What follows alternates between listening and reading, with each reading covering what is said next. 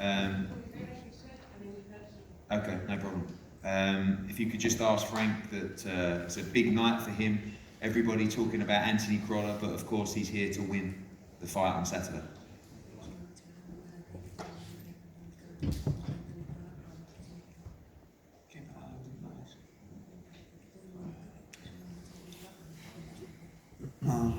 Hello.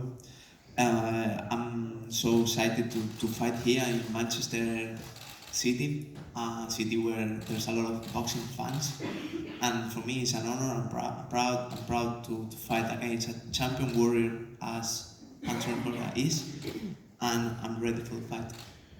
And final question is that we've seen you fight at a very high pace. So does Anthony Crolla. We expect a great fight between the two of you on Saturday.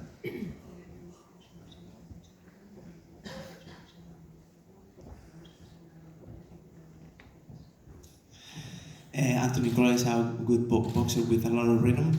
The fight going to be a nice fight for all the fans, and then let's going to see what happens in the ring. I'm going to do all my best, and let's hope goes everything all right.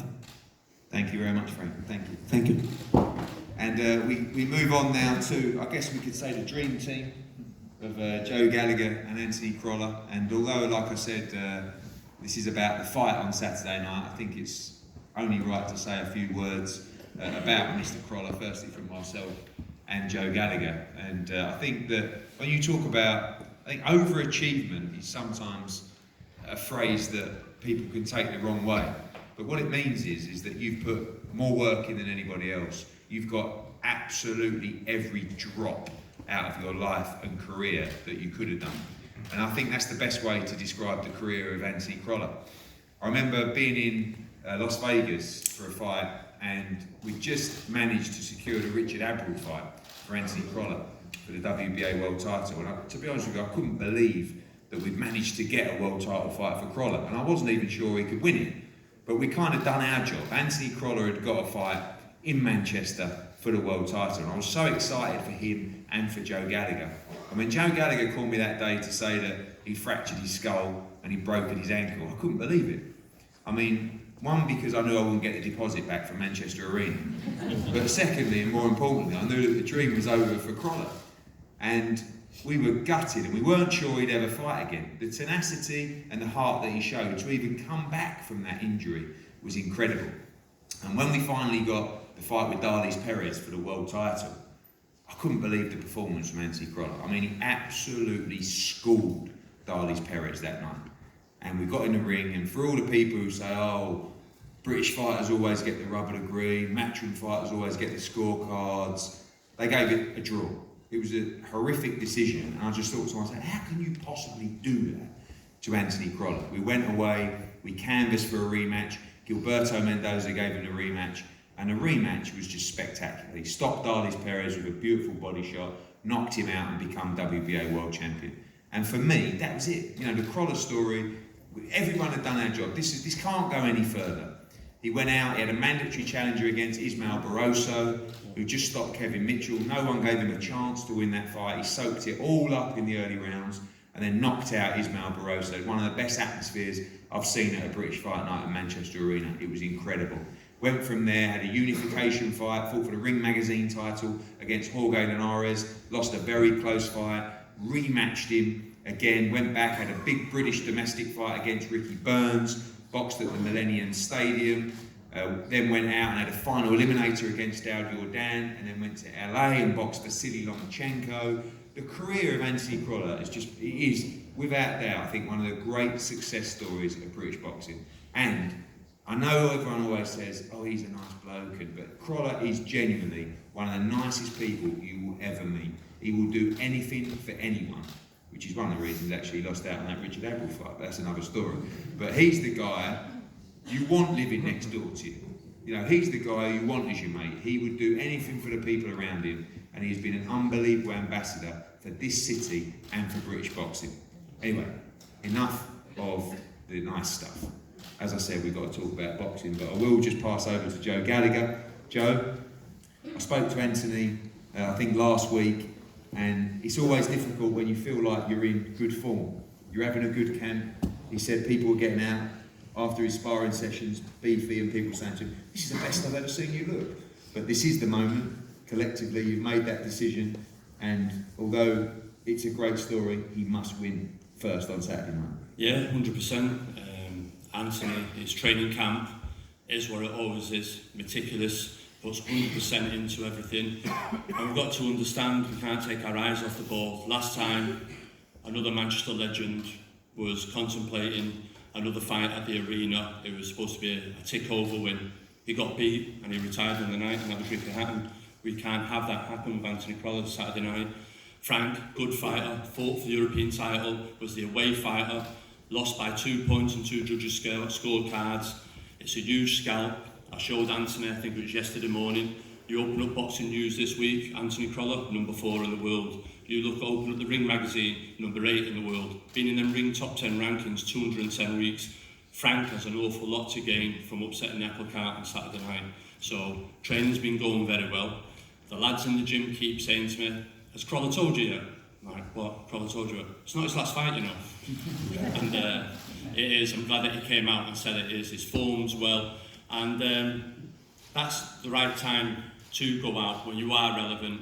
And you've got to look at where Anthony's come from, as you've reeled off there. 10 years ago, we were getting ready to fight Michael Broder in a couple of weeks' time. Then 10 years, Andy Morris's, Kieran Farrell's, Gavin Rees, who were there ready, John Murray, Steve Foster, before he ever got to the world title stage. Them big nights, how quick time has gone. And to be sat yesterday after the public workout, sat here today and go, wow, this is going to be the last time Anthony's going to do this, but it's at the right time. You don't want to be a stepping stone for the young, hungry fighters coming through, your Tefimo Lopez, your Devin Haney's. Anthony was the last of that old school, your Mitchells, your Burns, everything else, and he's going out on his own accord, not because boxing's forcing him to. And as Anthony always says, boxing can take so much from you, as well as give you so much, and Anthony's doing it at the right time, getting out at the right time. Listen, on a mere personal, it's a pleasure to be able to finish Anthony's career with him. When fighters become world champions, there's always a split. You can go down in history and you see fighters then, the split trainers, people getting their ears. There's always a falling out. You've seen it with Ricky, you've seen it with Naz. But for Anthony Crolla, there's one word for him, that's loyal. He's loyal to his fans. He's still going round today, dropping his tickets off to his fans, that he's always done, his family, his stable mates. He's been in the corner all the big fights, and also to me. When so many people were in his ear, when he loses, you need to lose this, and you can move, change trainers, but he didn't stuck with it. So to be able to do this last dance together, I'm hugely chuffed, proud, and as you said it, I've said it today in my column, I think it'd be fitting for Anthony to be acknowledged and honoured in the Queen's Awards at the end of this year.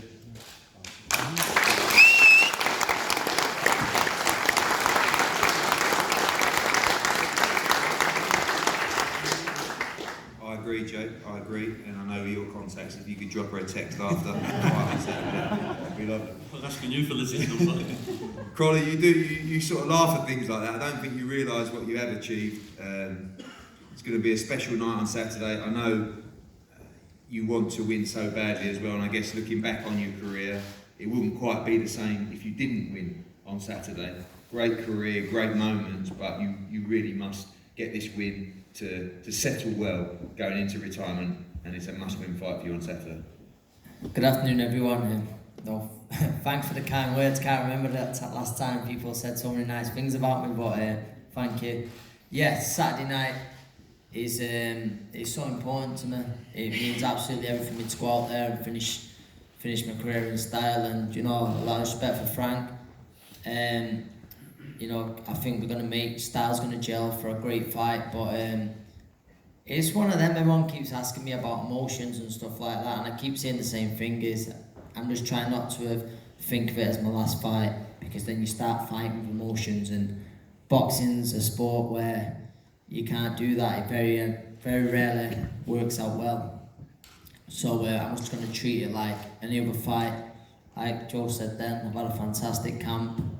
And I can't wait for Saturday night. Like I say, there's a lot of things I'll miss about boxing, but it's been a huge part of my life and it always will be. So that'll be no different. It'll just be the last time I walk on Saturday to that ring as a fighter.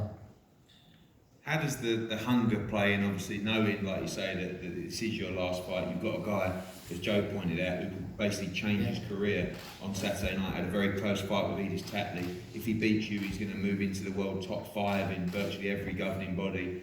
You still have the hunger, you know, even knowing that Sunday you're going to wake up as a retired fighter, still got the hunger to face these guys who are looking to change their life just like you did. Without a doubt, and that makes, you know, he's got everything to gain, and that for me is motivation on its own. I want to finish this career on a high. Saturday night with my last fight, I want to go out in style. I want to wake up Sunday morning and my mates saying, oh, you know, you've still got a lot left. That's what I want to happen, but it'll be the last time on Saturday night, and I'll always have that hunger. And as a fighter, you've even seen it with Nigel Benn recently, that hunger never really leaves you, but I feel that you've got to, you know, feed that hunger in other ways. And like I say, I'll coaching the kids, I'll get a lot more involved in that.